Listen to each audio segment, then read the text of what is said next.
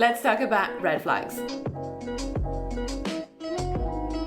Let's talk about red flags today on the channel. Welcome back to the channel, my loves. My name is Lika. I'm a coach, a mentor. I'll help you live a more fulfilling, juicy, sexy life. And mostly what I do is I support women in becoming the woman they always dreamt of being by doing that inner transformation work. I work with so many tools that are very tangible, practical, somatic, tantric, because I want you to experience yourself in a whole new way. I don't want you to have more concepts in your head. And on this YouTube channel, I just share about random thoughts and opinions I have about everything and my own process and my own journey. It's a bit messy, but it's cozy, right? So let's jump right into the topic of today.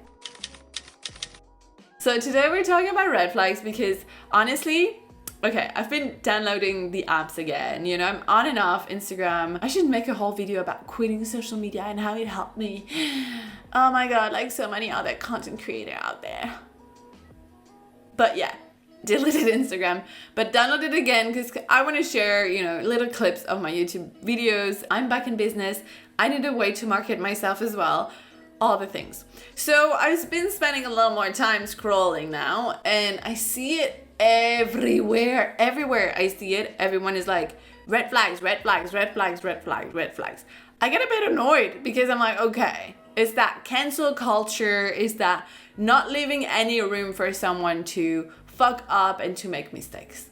Okay, so don't get me wrong. It is important to know yourself so well. And I teach that. I have paying programs that teach that. So trust me, I believe in that. I believe in knowing yourself, your values, your core beliefs, and working on creating healthy boundaries, really knowing what gets in your experience, in your life, in your field, and what stays out.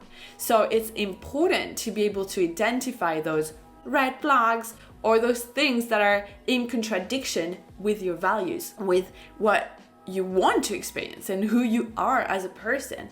So extremely important because of course I've seen it, I've experienced it myself when I was younger, when you have no clue of who you are, no clue about what are boundaries and your values and your belief system, and you're just this going about life, not really knowing who you are and what you stand for.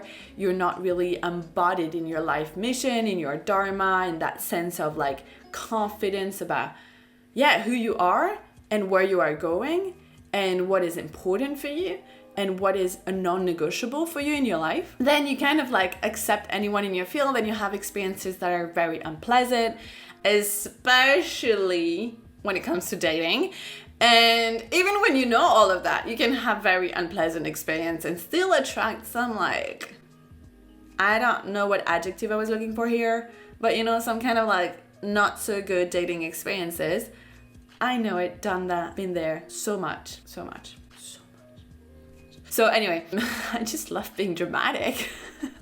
So I get it. It's important to be able to identify those red flags and to know and to have enough confidence to feel worthy enough to have the kind of partner and the kind of dating experience that you dream of having, right? That's important. With that being said, this whole culture, cancel culture, red flag culture, pointing fingers, criticizing, rejecting, I talked about it already. I've been there.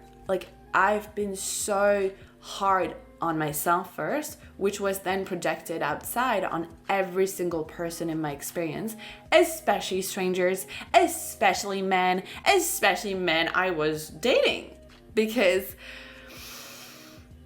protection mechanism and all that shit and all the things.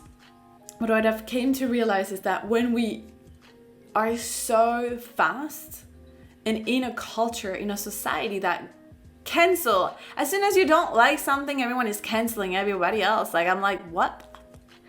First of all, let's build a society, a culture, an environment where we get to explore, where we get to experiment ourselves, where we get to make mistakes and grow from them. I think that's a quality that I really personally value. For a long time, I was like, oh my God, this person is so toxic, out of my life, a red flag, oh my God, and like trying to be perfect. That's exactly what I've done with myself. I rejected myself and all the parts of myself that were not perfect, not good enough, not conscious enough, smart enough, beautiful enough. Like, it's exhausting. It's exhausting to the point where your body at some point is like, I'm out. It's too much pressure. And you're living in such a stress response all the time. So much anxiety in your system all the time. It's just, you create your own hell. And when I say you, I say me. That's my own experience. And then you inject a high dose of compassion, really a high dose of being human. Sometimes you're gonna fuck up. That's just what's gonna happen. Sometimes you're gonna make mistakes. You're not gonna be perfect. You're gonna have opinions that are not very mature or intelligent because you don't know better. You're gonna act in a way that is childish or hurtful. You're gonna fuck up. You're gonna make mistakes. This is part of being human. And if you're gonna do that, first of all, compassion for yourself, and then extending that compassion outward and realizing that every single person is gonna make mistakes as well. And they're gonna fuck up. If we join that movement of a little bit more compassion, a little bit more love for each other, that's how we can learn and grow. Think about it. When you are in your shit, when you fuck up, when you make mistakes, what is healing to receive? Is it someone rejecting you, blaming you, making you feel like shit, and like deleting you, canceling you, dismissing you? Or is it someone showing up with love and compassion? What is healing? What is changing? What is supporting of you? I know personally, when someone is holding me in my shit, seeing my potential and be like, Lika, I know you can do better, and holding me with love, unconditional love, even when I'm not perfect, when I'm not good enough, when I'm in my shit, in my shadows, in my little girl, in my immaturity, insecurities, in my wounding, in my pain. Someone holding me with that love is giving me space to expand into more love and compassion, into healing the parts of myself that are not so pretty, and doing better next time. When I have someone just rejecting me strongly, of course I can learn from it too. I'm like, okay, I'm always questioning myself. So, fair enough. But it's not as healing, and the process is not pleasant. And the process is not pleasant no matter what. So we can live with more love, more compassion, more understanding between each other instead of, being red flags. And I think when it comes to dating, identify what is a non-negotiable for you is so important. That's like first step. And I think when you're so grounded and embodied in that, you'll stop attracting those extreme red flags. Like the things that you're a no for in your life, like it doesn't even get into your reality. And I've experienced that myself. Like when I was younger, I would just date anyone, really. Then I got to know myself and my boundaries and blah, blah, blah. There are kind of people that I don't even cross path with. And it's the environment, it's everything. It's like, but once you step into more of yourself, you leave behind so much. So that's the thing. It's important to just know like what really is a non-negotiable. A non-negotiable is non-negotiable. Like you're not going to negotiate with yourself like, oh, but I'm very attracted to this person, so maybe eventually, like, no. It's like it's not getting into your experience. I get it. And you can still reject people with love as well. I've talked about this many times, but please, let's stop the ghosting culture. I've done it, so I'm guilty of that too. It's not a judgment here, but let's not do that. Let's do better. There's nothing more hurtful for me than being ghosted. I've been ghosted so many times. I've ghosted people so many times. And now I have a note in my phone that is like, better than ghosting. If you don't want to connect with someone anymore, just tell them. Tell them. They will know. I don't want to connect with you anymore. You don't even have to give a reason. Just do it with love. And imagine you're talking to yourself. Every single human that comes into your experience, imagine that you're talking to yourself. It's going to help you to not be so mean and righteous, treating people like shit. Because at the end of the day, you want to be proud of you. Once you are on your deathbed, you want to look back and be like, I'm proud of who I've been. Yeah. I'm proud of who I've been. And I can stand behind it and I can sign my name on it because I'm proud. And I didn't base my behavior on other people's behavior. I stayed true to myself and I embodied compassion, love, and kindness no matter what. Maybe that's not on your life journey. Maybe you don't want to be more loving and compassionate, but that's on mine. And I'm not always loving and compassionate. Sometimes I'm very judgmental. Sometimes I'm very strong and hard and really hard with the people even that I love. You know, I expect a lot out of myself, so I expect a lot out of the people in my life. And I'm learning on that and I'm trying to be better and I'm trying really, you know, I'm in this journey of softening and allowing and accepting. Because I know I have strong boundaries and non-negotiable with myself, so that keeps me safe enough so that I can then soften. Allowing people to fuck up, allowing people to make mistakes. Again, I'm not a queen in that. I'm not an expert. I'm not like a master of that. I'm on the journey of practicing that. And I think it's a wonderful journey. It brings so much like excitement and joy and a bettering of my life. And that's why I want to share it in a video today. It's because it makes my life and myself feel so much better. Like I feel more myself. I feel more empowered, embodied. I feel more energy. I feel more love, more...